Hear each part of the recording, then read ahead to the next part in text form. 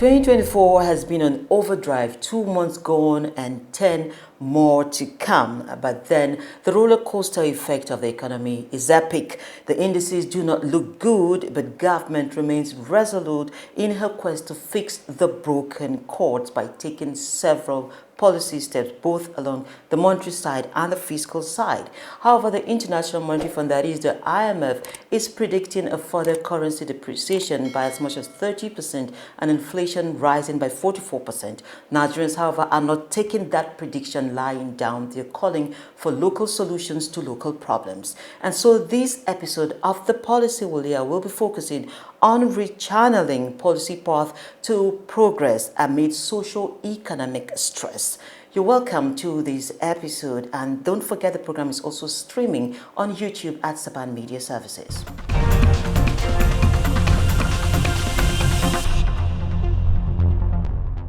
We begin the business of the day with a look at the trends table.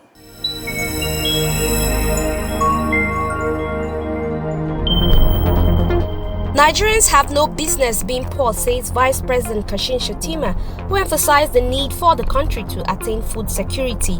Shettima, at the first meeting of the National Council on Privatization (NCP) for the year 2024, disclosed the federal government's plans to recapitalize and restructure the Bank of Agriculture (BOA) to bolster Nigeria's agricultural sector and achieve national food security.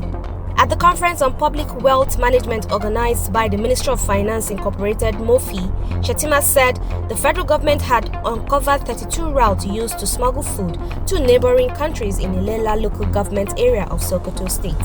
The Vice President also disclosed that security operatives intercepted 45 trucks loaded with maize, which were being smuggled out midnight of Sunday. The Ministry of Finance Incorporated (MOFI) has launched a 100 billion naira project preparation fund to stimulate investments in Nigeria. The managing director of MOFI, Mr. Armstrong Takang, who disclosed this at the Public Wealth Management Conference in Abuja, said that given the importance of public wealth in rebuilding the economy, especially at a time when there is a need for more focus on domestic resource mobilization, now is the time to encourage the exploration of innovative mechanisms such as public-private partnerships and alternative financing models. The Nigerian Senate has resolved to probe the 30 trillion naira ways and means spent by former President Muhammadu Buhari-led federal government, which according to it was recklessly spent. It alleged that reckless spending of the overdraft collected from the Central Bank of Nigeria (CBN) under former Governor Godwin Emefiele largely accounted for the food and security crisis bedeviling the nation now. The Debt Management Office (DMO) has raised 1.495 trillion naira federal government of Nigeria bonds at its monthly auction for February 2024. The DMO offered 1.25 trillion naira 7-year federal government bond maturing in 2031 and another 1.25 trillion naira 10-year federal government bond maturing in 2034. It received total bids of 1.9 trillion naira, making it the highest it has received in any one federal government securities auction. At the close of the auction, a total of 873.53 billion naira was allotted for the 2031 federal government bond and 621.38 billion naira for the 2034 federal government bond. The relatively large amount on offer was based on the government's financing need, the opportunity to attract foreign investors, as well as the premise that some local investors may be able to access pools of funds. The National Bureau of Statistics (NBS) say in the third quarter of 2023, about 92.3% of workers in Nigeria are in informal employment. A survey published by the Bureau indicated that informal employment among people living in rural areas was 97.2%, while the urban informality rate was estimated at 87.5%. The Labour Force statistics also showed that the underemployed within the period was 12.3% and the unemployed rate increased by 0.8 percentage points to 5% during the quarter.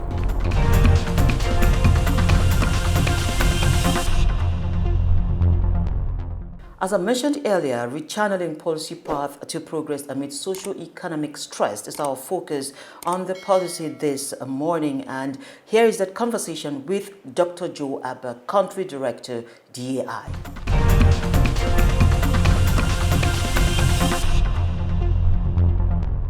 Dr. Joe Abah is a trained lawyer, former Director General of the Nigeria Bureau of Public Service Reforms, and presently the country director of GAI, with an extensive knowledge on governance issues. And of course, we'll be looking at the Nigerian situation in the coming minutes. It's nice to have you, Doctor, on the program.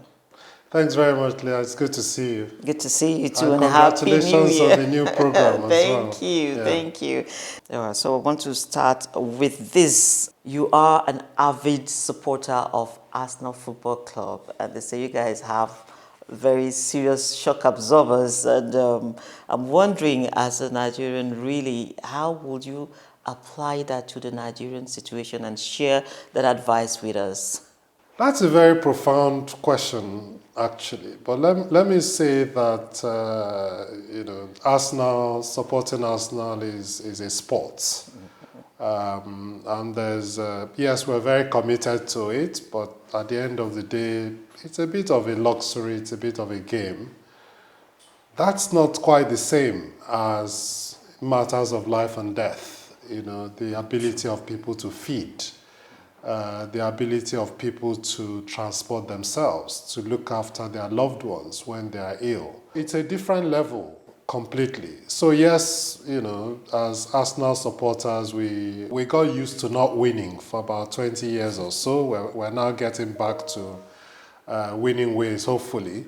But there were times that we won. There were times that we went an entire season unbeaten. And so, and all the signs are there that before very long, we will get back to winning the league and doing other things. That is what we want for our country, for there to be some signs, at least, that we're moving in the right direction, that things are going to get better, that we're winning in some areas.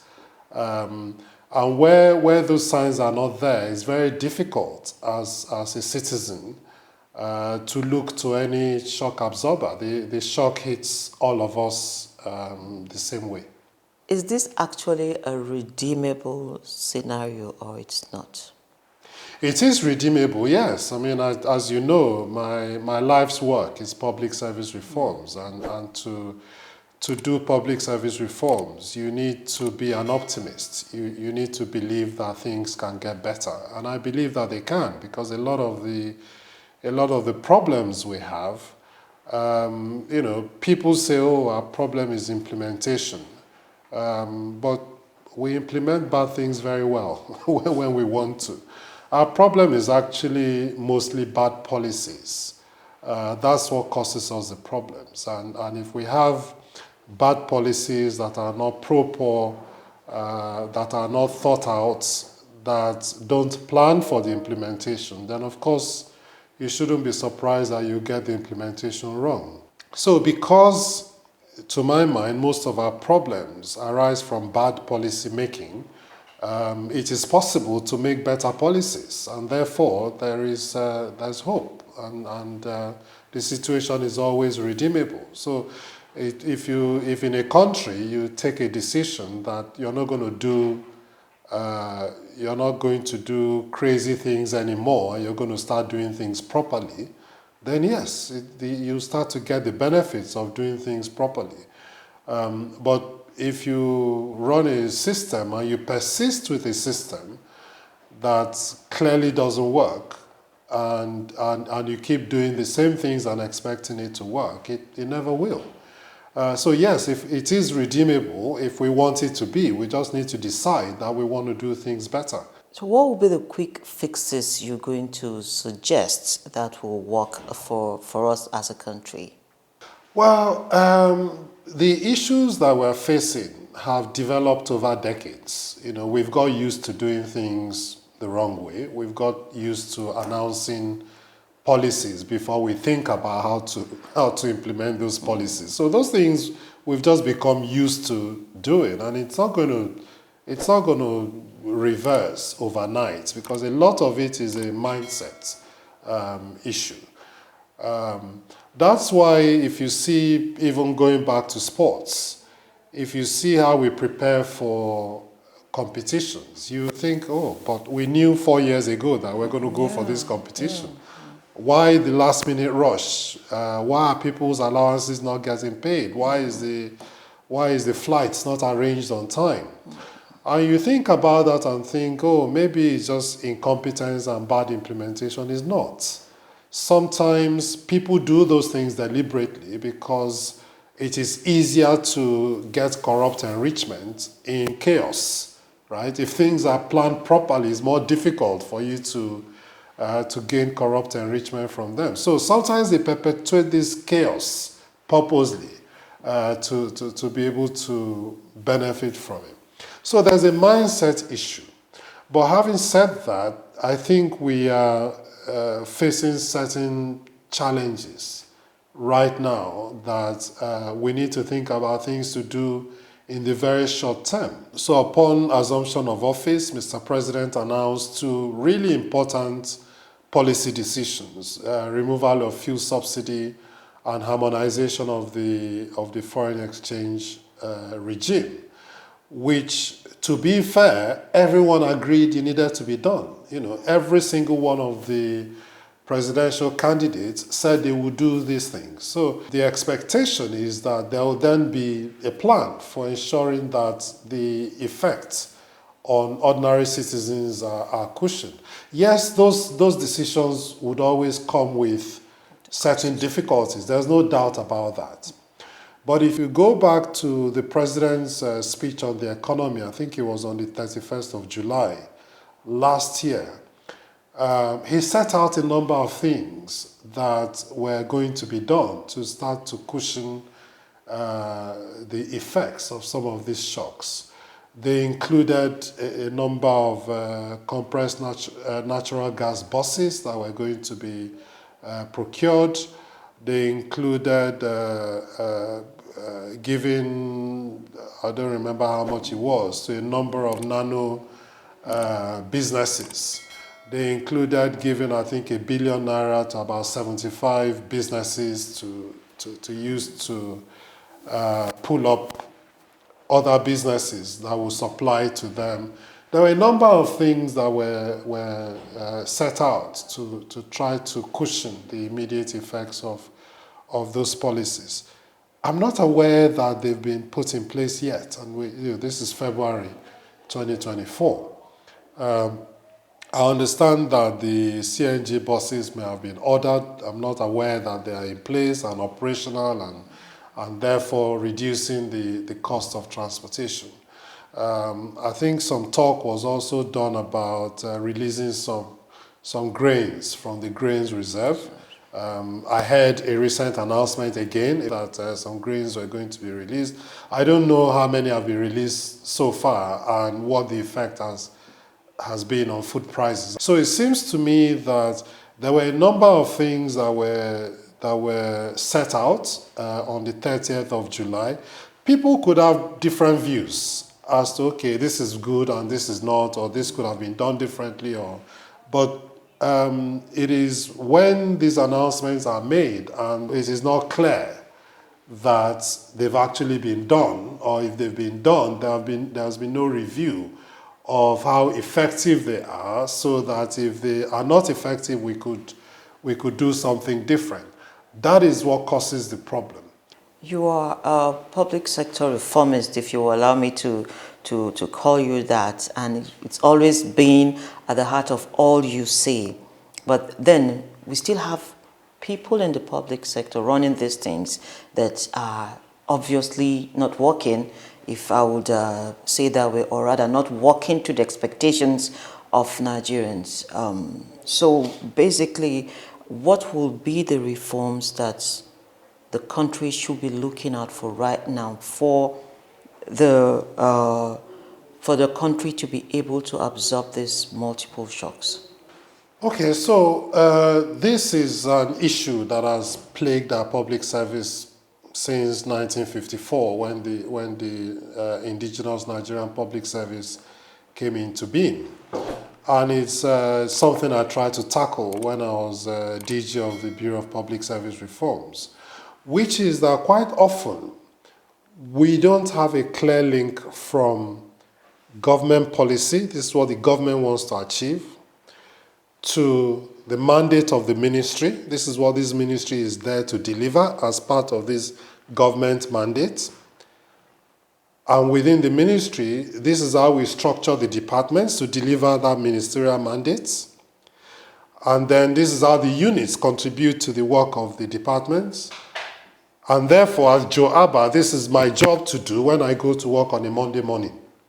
So you have that link all the way from the individual's role to the department, the unit's role, the department's role, the ministry's role, and therefore the part of the government's mandate that this ministry is supposed to deliver.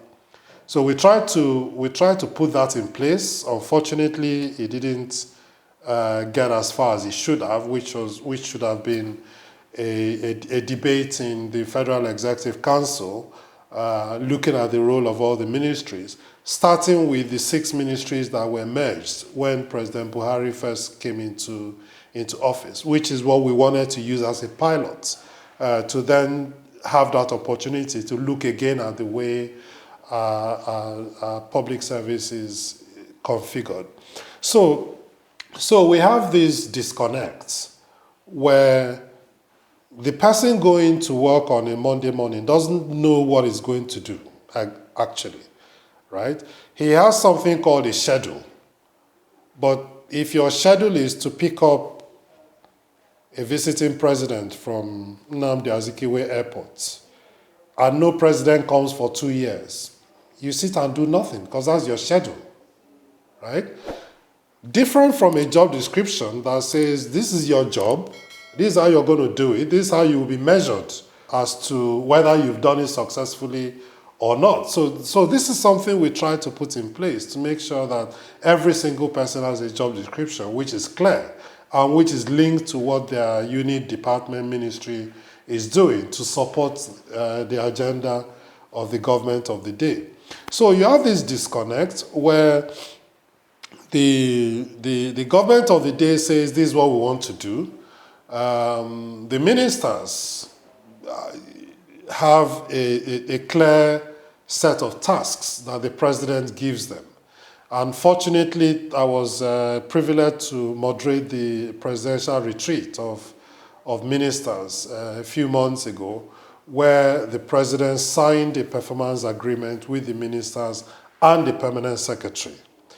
Because, of course, the minister is the chief executive of the ministry and the lead on policy.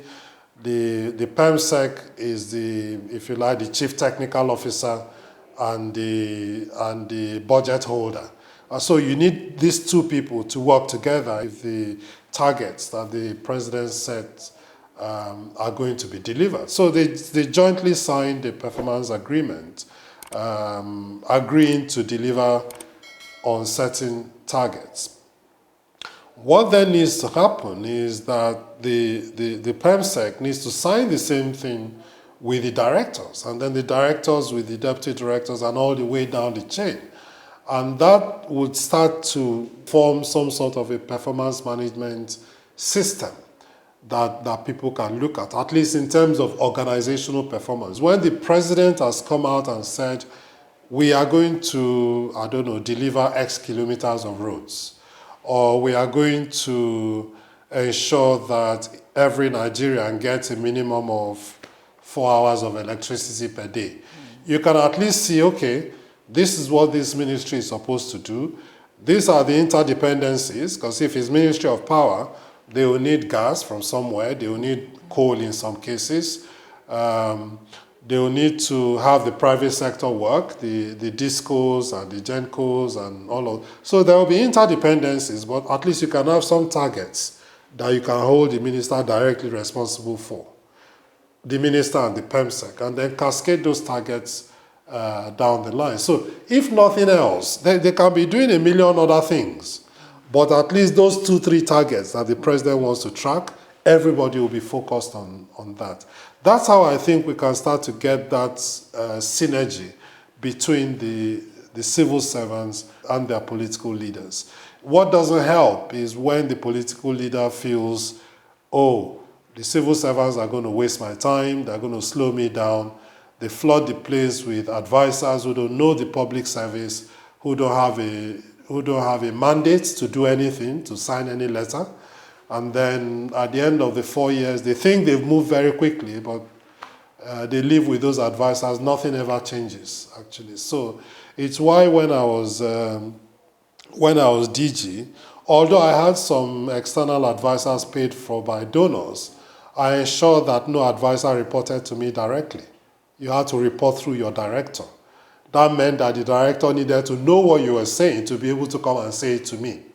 And so that forced that synergy between the private sector, external or academic experience that advisors come with, and the knowledge of the system that the core civil servants have developed over the years. So did you ever get to document this anywhere so that we can go just have a peek and get some understanding from that? Go and visit and see. I have resisted the temptation to write a book for God knows how long. And that's because I'm always on to the next thing. But maybe one day I'll find time to document my experiences. What I've tried to avoid is the kind of memoirs that people write. You know, this person told me this, and I said this back to the person, and this person was scheming. I'm not interested in that, right? I'm more interested in some of what I've told you about how to address some challenges. This is how I was able to go through 4 years without being corrupt. How did you manage? It's those kinds of things that I want to write about, because everyone coming into that situation will be under similar pressures. How do you drive change when you don't actually have the power to do so? So as an example, many people don't know that BPSR, which I ran, is actually not set up by law at all. So I can't actually force anyone to do anything. I had to persuade, I had to cajole, I had to show examples, I had to offer to help. So yeah, those are the kinds of things I want to write about. Thank you so much, Dr. Abah, for making our time for this conversation. Thank you. Thank you. It's been a pleasure.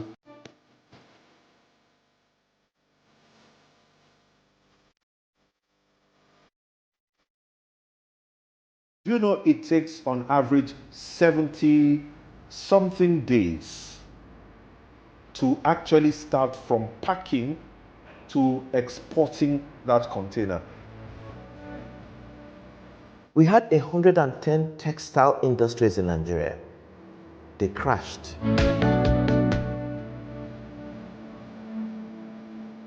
Any government that does not have sufficient output in terms of exports to combat with a global currency, the dollar, is not just visible. People keep saying that, oh, FX is interest rates is driving us crazy, but you can't have FX if you don't earn FX. For you to liberalize, for you to make it willing buyer and willing seller, you must be able to have some buffers.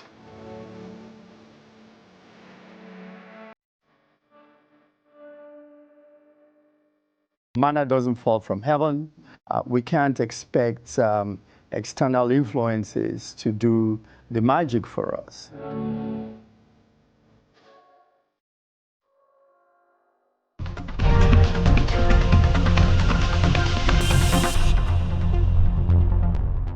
So last week, there was mixed reaction following the closure of a major store in Abuja by the FCCPC. So do you know what price gouging means?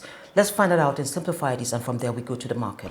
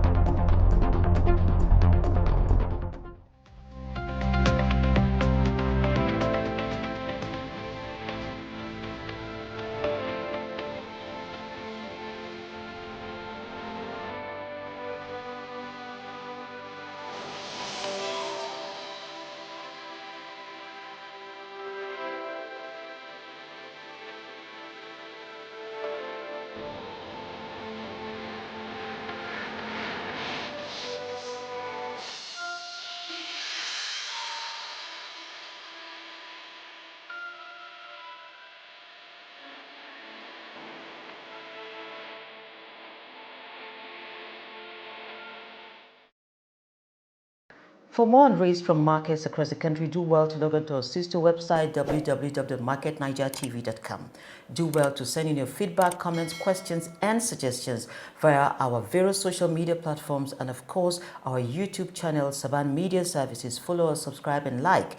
Until we come your way again, same time next week, I remain yours sincerely, Leah Katung-Babatunde, saying have a beautiful weekend and God bless Nigeria.